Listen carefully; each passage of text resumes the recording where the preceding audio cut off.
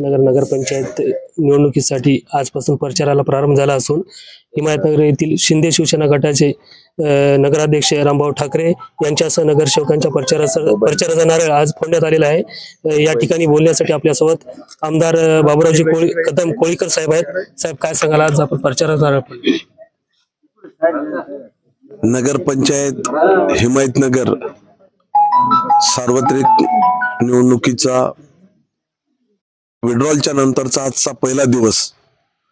आज आम्ही या गावचे देवस्थान परमेश्वर मंदिरात नारळ श्रीफळ फोडून वाढवून प्रचाराला सुरुवात केलेली आहे। गावामध्ये सुद्धा हनुमान मंदिर असो, कालिंका देवी मंदिर असो, लकडोबा मंदिर देवस्थान असो, अण्णाभाऊ साठे बुद्ध विहार, सगळ्या ठिकाणी जाऊन नारळ फोडून प्रचाराला सुरुवात केलेली आहे। या शहरामध्ये आपण सर्व इथलेच रहिवासी इथले पत्रकार आहात। शहर तालुका म्हणून परिस्थिती राहिलेली नाही, तर ही संपूर्ण सुधारण्याची जबाबदारी आमच्यावर पडलेली आहे एक आमदार या नात्याने। तर माझ्याकडून एक 2-3 प्रोजेक्ट या शहरासाठी चांगले मी प्रस्तावित केलेले आहे। त्याच्यामध्ये जवळजवळ पूर्ण शहराची अंडरग्राउंड ड्रेनेज पहिलं काम हाती घेतलेलं आहे। त्याच्यानंतर जवळजवळ 37 रस्ते जे प्लॅनिंग मध्ये आहेत, ते नियोजनामध्ये आहेत, ते ज्याला नंबर आहे प्लॅन मधले रस्ते 37 रस्ते। आणि त्याच्यानंतर इथला बस स्टँडचा प्रश्न आहे, इथले अनेक पाण्याचा प्रश्न आहे। मुख्यतः उन्हाळ्यामध्ये काय परिस्थिती होती आम्हाला सर्वांना माहित आहे। 4 टँकर मी स्वतःचे दिले होते, तरी सुद्धा एवढी, आणि कुठल्याच रस्त्याने आता चालता येत नाही। हा तालुका ही नगरपंचायत भकास करून सोडलेली आहे, मग ह्याच लोकांना परत द्यायचं का? आज आम्ही सर्वसाधारण ज्यांनी आयुष्यातले 30 वर्ष शिवसेनेसाठी, धनुष्यासाठी आपलं पूर्ण आयुष्य वाहिलेलं असे रामभाऊ ठाकरे यांना उमेदवारी दिलेली आहे। आज 30 वर्षापासून ते या गावचे ग्रामपंचायत सदस्य होते पूर्वी, काल नगरपंचायत मध्ये सदस्य सुद्धा होते, परंतु नगरपंचायत सदस्याला म्हणजे नगरसेवकाला काय अधिकार असतात आपल्याला सर्वांना माहित आहे। नगरपालिका नेहमी विरोधी गटाकडेच राहिलेली आहे, आणि म्हणून इथलं जर डेव्हलपमेंट करायचं असेल तर सर्वसामान्य कुटुंबातून आलेला, आज 25-30 वर्ष राजकारणात राहून समाजसेवा केली या माणसानी, स्वतःचं घर सुद्धा बांधू शकला नाही, किरायाच्या घरामध्ये आहे, हे वास्तव आहे, आपल्या सर्वांना माहित आहे। आणि आज लोक 5 वर्षे कुठल्या पदावर गेले की 4-4 मजले इमारती, आणि समोरचे लोक पहा, समोरच्याकडून काही आपल्याला त्यांच्यावर टीका करायची नाही, पण या जनतेला माहित आहे समोरच्याचे काय काळे धंदे आहेत आणि काय ते काय करू शकणार आहेत ते। साहेब, या निवडणुकीमध्ये महायुती होणार होती, एक निष्ठावंत चेहऱ्याला आपण संधी दिल्याबद्दल म्हणजे जनते सुद्धा त्यांच्यावर हे आहे आपल्याकडे, म्हणजे शिंदे गटाकडून स्वागत आहे। आणि यावेळी जे महायुती झाली नाही, कशामुळे झाली नाही, काय कारण आहे? युती झाली होती, स्वतः मी, आमचे जिल्हा प्रमुख विवेक देशमुख, आम्ही स्वतः अशोकराव साहेबांची यशवंत कॉलेजच्या तिथं भेट घेतली, ITM कॉलेजला युती झाली।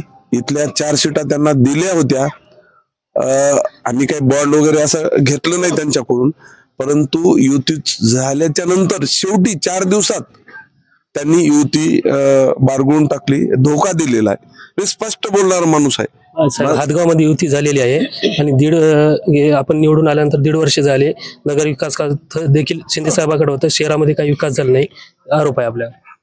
मी तुम्हाला सांगू इच्छितो की हातगावच्या संदर्भात जर सांगायचं म्हणलं तर आज मी तुम्हाला दाखवतो की 450 कोटी रुपयाचा, जे माझ्याकडे आता तुम्हाला मी मोबाईल मधून, जे बदंत टेकडीचा म्हणजे पहिला 350 274 कोटीचा होता, आणखी 125 कोटी रुपये वाढायले, 14.5 एकर जमीन दिली। काँग्रेसच्या काळामध्ये कधीही दिली नाही बदंत टेकडीला, आम्ही जमीन सुद्धा शेवटच्या स्टेजला आहे, कलेक्टर ऑफिस मध्ये फाईल पडून आहे. तुम्हाला कुठलंही माहित आहे, काही एखादा प्रोजेक्ट करायचा असलं तर जमिनीला कालावधी किती लागते ते पूर्ण जमीन आम्ही त्यांच्या बदंत टेकडीच्या नगरपालिकेला लावून घेतलेली आहे. त्याच्यानंतर 450 कोटी ते 400 कोटी रुपयापर्यंत प्रस्ताव तुम्हाला एक बाईट संपल्याच्या नंतर मी दाखवणार आहे. त्याच्यानंतर 25 कोटी रुपयाचं प्रस्तावित तिथं म्हणजे क्रीडा संकुल आहे, 100 बेडचं महिलांचं हॉस्पिटल. त्याच्यानंतर 134 गाड्याची मंजुरी बीओटी तत्वावर आणली, मंजुरी झालेली आहे हातगाव जिथं एंट्री होते तिथं. त्याच्यानंतर शहरातले पूर्ण अंडरग्राउंड ड्रेनेज साठी विखे पाटील साहेबांकडून 70 आर जमीन जलसंपदाची आम्ही घेतली आणि मलविस्तरणासाठी, आणि जवळजवळ 134 कोटी रुपये अंडरग्राउंड ड्रेनेज साठी हातगाव शहरासाठी, आणि हिमायतनगर शहरासाठी 65 कोटी रुपयाची अंडरग्राउंड ड्रेनेज. हे टीएस झालेली आहे, मी नाही बोलत, तुम्हाला पेपर देतो मी. आणि इथलं सुद्धा 89 कोटी रुपयाचं पूर्ण रस्ता, कारण अंडरग्राउंड ड्रेनेज करायचे असले तर पहिले ड्रेनेज आणि नंतर रस्ते, नाहीतर मग ते नांदेड महापालिकेसारखं पहिले रस्ते पुन्हा ड्रेनेज साठी रस्ते तेच खोदायचे पुन्हा, असं नाही, पहिले अंडरग्राउंड ड्रेनेज करायची. म्हणून दोन्ही ठिकाणची आणि असे विविध तिथं कार्यक्रम घेतलेले आहेत. या शहरासाठी सुद्धा संपूर्ण शहरामध्ये सीसीटीव्ही लावण्यात येईल, जबाबदारीने सांगायलो. आणि पहिल्यांदा आपली निवडून आल्यानंतर पहिली निवडणूक आपल्यासाठी आहे, स्वबळावर लढत आहात. 17 जागेवर आपले उमेदवार आहेत का? युती असल्यामुळं आम्हाला धोका झाला, एवढ्यासाठी मी शब्द वापरला तुम्हाला, की युती असल्यामुळं काही ठिकाणी आम्ही युतीचे फॉर्म सोडले होते, म्हणून आमचे ऐन वेळेला भरणं होत नाही, तुम्हाला माहित आहे. तरी सुद्धा आम्ही 15 ठिकाणी आमचे उमेदवार आणि एक आमचे नगराध्यक्ष असे 16 एकूण